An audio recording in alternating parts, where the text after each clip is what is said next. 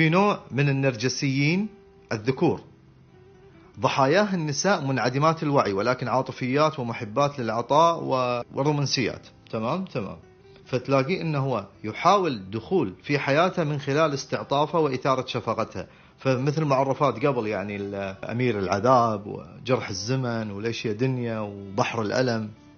اتكالي هذا خطر جدا، يدخل حياة المرأة والمرأة طبعا ينكسر خاطرها ولا حرام مسكين وهي منتشية أنه يدخل حياتها ومعتمد عليها فتصدق وتدخله في حياتها وتعطيه وتدعمه وتحن عليه وتمارس معه الرومانسية بالشكل كامل.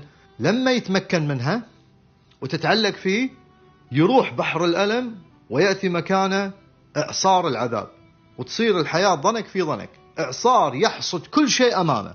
متى؟ لما يعرف التوقيت أنه تعلقت فيه. يا جماعة الوعي مهم جدا في اختيار من